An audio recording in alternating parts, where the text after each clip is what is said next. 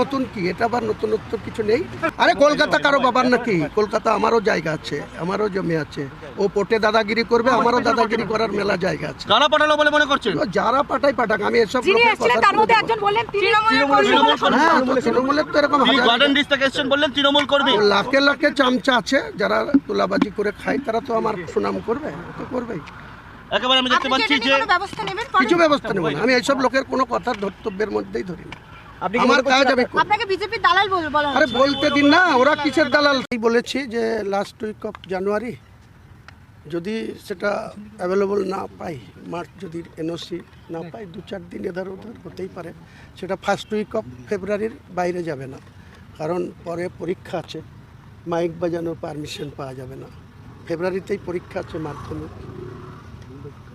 এটার জন্য আমরা আজকেই যাব অফিসিয়ালি, মার্কেট ডেট পেলে আপনাকে জানিয়ে দেবো। হ্যাঁ, আপনার এই প্রচারের মূল এজেন্ডাটা কি হবে? এখান থেকে দাঁড়িয়ে মানুষের কাছে আপনার একটাই এজেন্ডা, বাংলার মানুষের সঠিকভাবে উন্নয়ন করা। চাকরি বিক্রি করা হয়েছে এই সরকারের নেতৃত্বে, দুর্নীতিতে ডুবে গেছে এই সরকার। মমতা বন্দ্যোপাধ্যায়কে একদিন বাংলার মানুষ 34 বছরের বাম সরকারকে হটিয়ে ভরসা করেছিল, সে সততার প্রতীক ভেবেছিল। আজকে তিনার যে ভেতরের যে তেনার যে উদ্দেশ্য, তিনি তিনবার মুখ্যমন্ত্রী হয়েছে। সেই 1952 সাল থেকে যে নির্বাচন, প্রথম থেকে ওনার আগে 2000 বিধান রায় বলুন, ডক্টর সিদ্ধার্থ শঙ্কর রায় বলুন, জ্যোতিবাবু বলুন, আর বুদ্ধবাবু বলুন, তারপরে বাংলার প্রথম মহিলা মুখ্যমন্ত্রী। তার নেতৃত্বে কত রকম দুর্নীতি হয়েছে। আমাদের লজ্জা লাগে যে রাজ্যের ক্যাবিনেটের 2 সদস্য ইতিমধ্যে জেল খেটেছে, আরও একজন সদস্য আগামী দিনে জেল খাটবে, চন্দ্রনাথ সিনহা। ওয়েট করুন, সময়ের অপেক্ষা। বাকি ওই কালীঘাটের কাকু থেকে শুরু করে সুবীরেশ ভট্টাচার্যর মতো শিক্ষাবিদ, আরও অনেক শান্তিময় সিনহা থেকে শুরু করে অনেক নাম আছে, যারা বাংলাতে আজকে তাদের নামে ইতিহাস তৈরি হবে, যে দুর্নীতিতে ইতিহাস করেছে মমতা ব্যানার্জির নেতৃত্বে। সেটা মানুষকে বলবো, মানুষ কোনটা শুনবে কোনটা শুনবে না, কোনটা গ্রাহ্য করবে কোনটা করবে না, সেটা তো মানুষের বিষয়। গণতান্ত্রিক দেশে তো এটাই হয়। মানুষ যদি মনে করে এদের ছুঁড়ে ফেলার দরকার, ছুঁড়ে ফেলবে। মানুষ যদি মনে করে যে আরও এদের চুরি করার জন্য আরেকবার সুযোগ দেবে, তাহলে দেবে। কিন্তু আমি বলবো যারা কতগুলা চুরি করেছে, 10 লক্ষ টার্গেট, আমার 10 লক্ষ।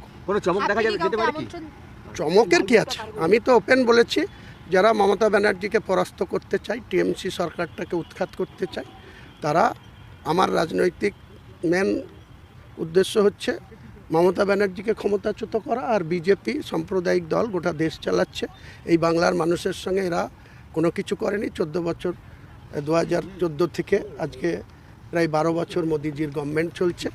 বিজেপির নেতারা এখানকার উন্নয়ন আটকায়, টাকা আটকায়, ওরা ডবল ইঞ্জিন চাই, সরকার চাই। তো বাংলার মানুষ আগামী দিনে তাদের কি জবাব দেয়, আর এই চোরের সরকারটার কি জবাব দেয়, এটা তো একবার পরীক্ষা। জেলায় জেলায় কোনো ছোট সমাবেশ? হ্যাঁ, আমি তো অন্ততপক্ষে এই যে 20 দিন 22 দিন বাকি থাকবে, আজ 5 তারিখ, মালদা, কুচবিহার, উত্তর 24 পরগনা, হুগলি, হাওড়া, কয়েকটি জায়গায় প্রস্তুতি সভা করব। আপনাদের সমাবেশে আসাদুদ্দিন ওয়াইসি কি থাকবেন বা আইএসএফ এর কেউ থাকবেন?